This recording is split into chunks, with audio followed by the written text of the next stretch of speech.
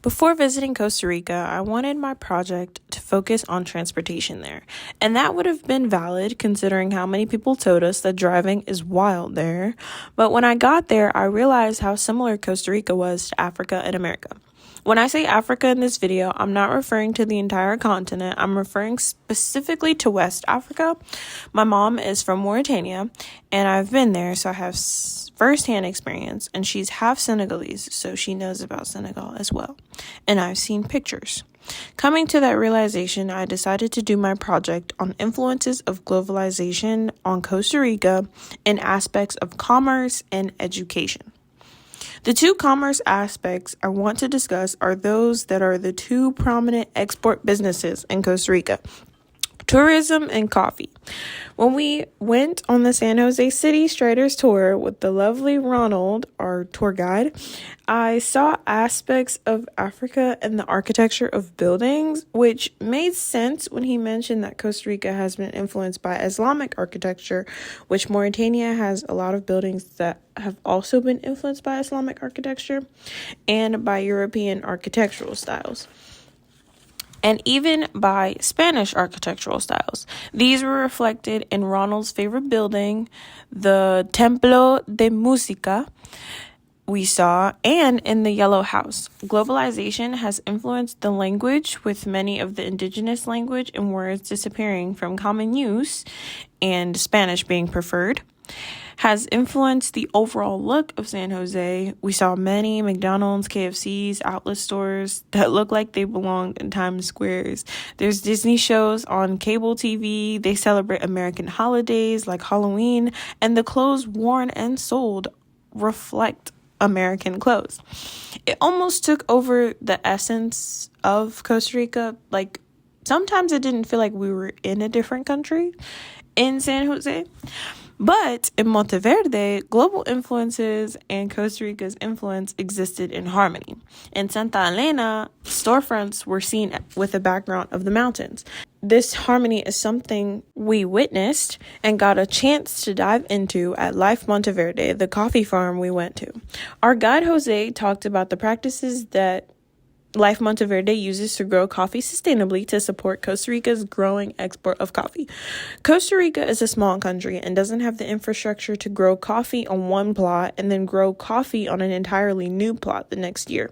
So when coffee is growing a high demand globally, Costa Rica stays in the game by...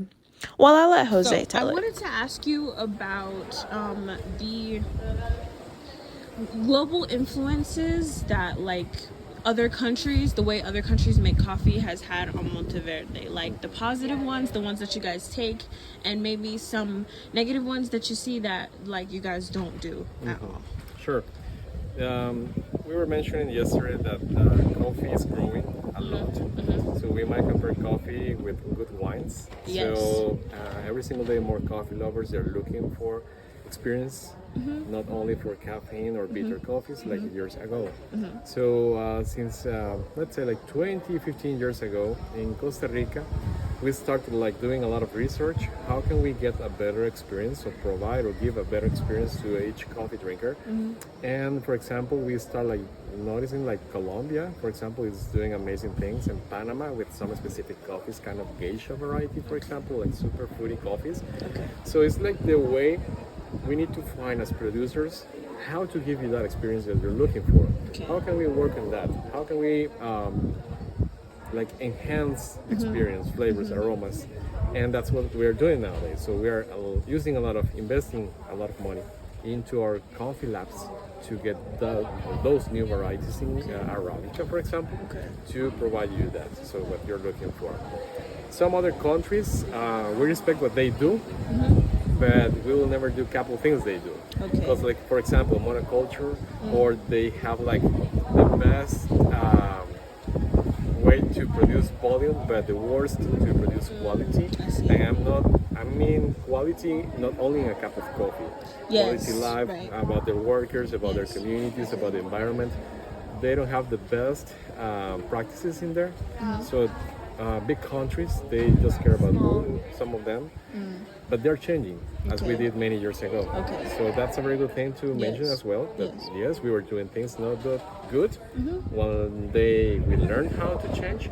So those big countries as well, they're trying to get, because the ones asking for that, coffee drinkers. So we as coffee drinkers, not only in coffee, but let's focus in coffee drinkers, we have this amazing opportunity to tell the industry where to go.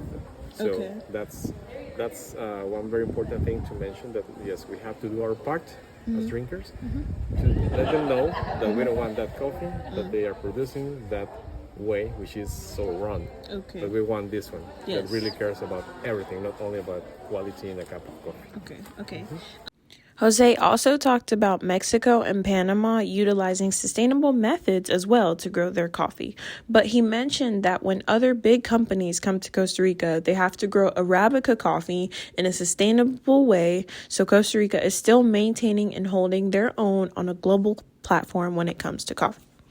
Now, when we went to Flamingo, this is when I witnessed more of the global influence on schooling, specifically at La Paz Community School.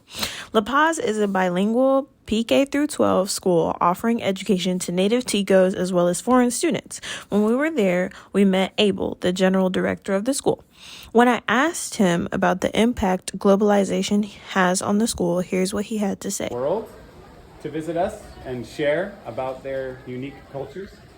And we're also seeing people from other parts of the country arrive here, and it enriches the experience. 30 years ago, this was farm country, and many of the trees were gone, and this was all about raising cattle and living a very simple life on the farm.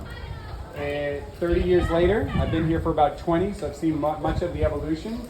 There are certainly more trees.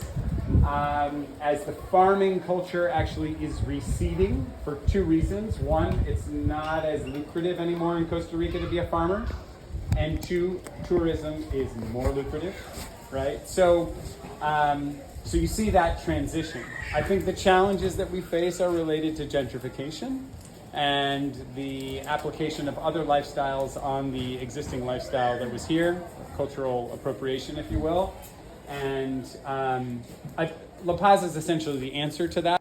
All in all, Costa Rica is a country that strives and is still striving for greatness in all aspects. This topic of globalization is one that is inevitable with the rise of more and more accessible technology that lets Ticos know more of the world and the world know more of Ticos. I love this trip and this experience, and I definitely hope to be back someday.